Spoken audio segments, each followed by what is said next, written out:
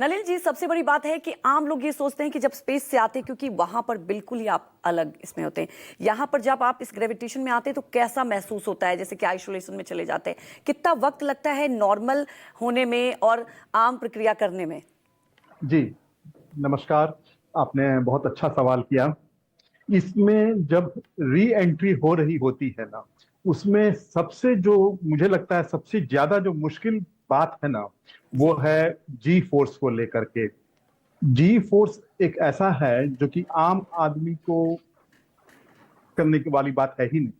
ये जो एयरफोर्स के पायलट लोग होते हैं उन्हें विशेष ट्रेनिंग दी जाती है, क्योंकि उन्हें फाइटर प्लेन चलाना होता है जो कम से कम मैक 1 या मैक 2 या उससे अधिक के स्पीड पे चलते हैं। और जब उस स्पीड पे आप चलिएगा तो आपको बॉडी में एक जी फोर्स लगेगा।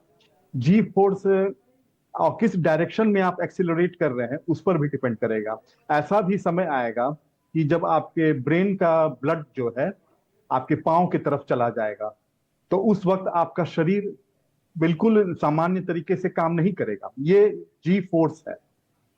इस जी फोर्स से बचने के लिए उन पायलटों को, इन एस्ट्रोनॉट लोगों को तरह तरह की ट्रेनिंग दी जाती है ताकि उनका शरीर उस तरह से एक्लेमेटाइज हो सके। यहां जिस तरह से जब एंट्री होगा तो वहां भी यही ट्रेनिंग, यही परिस्थिति काम आएगी। और मुझे सबसे ज्यादा फिक्र इस बात की होती है कि भाई उनका सब चीज को वो हैंडल तो कर पाएंगे। जब वो सुरक्षित लैंड कर जाएंगे, सबसे पहला जो कार्य होगा कि जी। जब उन्हें निकाला जाएगा, निकालने के लिए भी तुरंत दरवाजे खोल के नहीं निकाल लिए जाएंगे। आपने देखा होगा सुनीता विलियम्स के समय जब उन्हें निकाला जा रहा था तो कैसे बाहर जो कैप्सूल है उसकी भी एग्जामिनेशन की गई थी ताकि उसमें कोई किस्म का रेडियो एक्टिव या अननेचुरल एलिमेंट मटेरियल उसमें ना हो, उसका रेडिएशन उसमें ना हो। जब वो सब नॉर्मलाइज रहा तब जाके उसका दरवाजा खोला गया। और इनको इस बार भी ऐसा ही होगा। जब उन्हें निकाला जाएगा तो सबसे पहले तो उन्हें 7 दिन से कम उनको मेडिकल जांच में उनको रखा जाएगा ताकि उनका बॉडी ठीक ठाक रहे और उनके बॉडी में क्या क्या बदलाव हुआ है, हर शारीरिक और मानसिक हर तरह का चीज देखा जाएगा 7 दिन तक। फिर जी। उसके बाद हम लोग उनसे सामान्य रूप से बातचीत कर सकते हैं। वो दिन कैसा होगा, क्या होगा, हम सब लोग उसी को देख देख करके फिक्रमंद हैं। उम्मीद करते हैं ठीक ठाक ही होगा।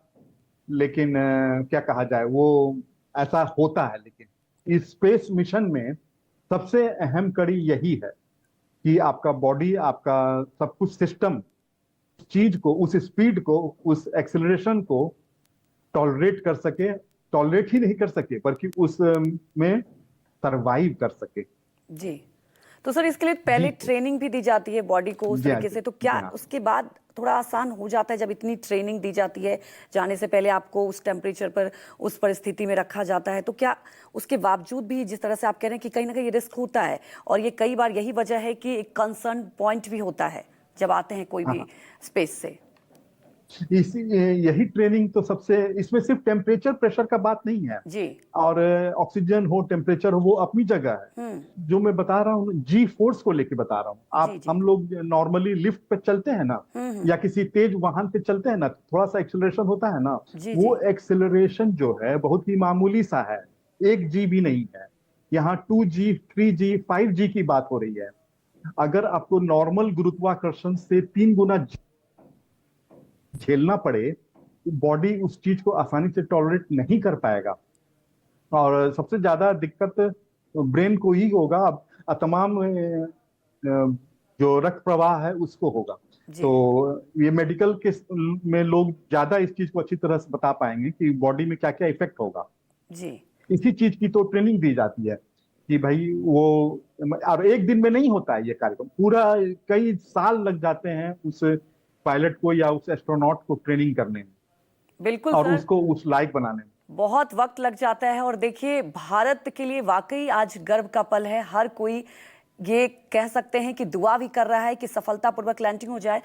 देवदत्त जी, ये एक जो मिशन है, इस मिशन के बाद भविष्य के लिए अगर बात की जाए, क्योंकि बहुत सारे ऐसे तकनीक आ रहे हैं साथ में सुभांशु शुक्ला लेकर आ रहे हैं, खासतौर पर अगर साइंस एक्सपेरिमेंट की बात की जाए तो इसमें कितना ज्यादा मददगार होगा ये बहुत ज्यादा मददगार होगा, क्योंकि जैसे मेरे मित्र नलिन चंद्रानी ने बताया कि कोई भी एस्ट्रोनॉट स्पेस जाने से पहले बहुत रिगोरियसली उनका ट्रेनिंग होता है। तो वैसे ग्रुप कैप्टन शुभंकर शुक्ला जी का भी ट्रेनिंग हुआ है, इंडिया में हुआ है, इंस्टीट्यूट ऑफ एरोस्पेस मेडिसिन जो एयरफोर्स के मेडिसिनल डिपार्टमेंट है वहां पे हुआ है, फिर रसिया में हुआ है स्टार सिटी में, फिर अमेरिका में हुआ है, और फॉलोड बाय वो ट्रेनिंग भी इंडिया में उन्होंने काफी चीजें ट्रेनिंग किया है। बट ट्रेनिंग जो होता है वो सिमुलेटर में होते हैं। बट जब रियली स्पेस को जाते हैं, आप माइक्रोग्रेविटी एनवायरनमेंट में रहते हैं, जैसे जाने के टाइम में भी बहुत सारा चेंजेस बॉडी में होता है। जैसे हमारा आंख है ना, वो बाहर निकल आता है, जो कार्टून में आपने देखा होगा।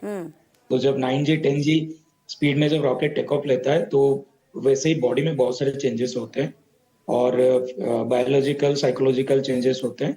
बट जो क्रू सूट जो सीट है उसको ऐसे डिजाइन किया गया है, उसको हम बोलते हैं सोपायन मेथड में वो बैठते हैं। जैसे बच्चे माँ के गर्भ में रहता है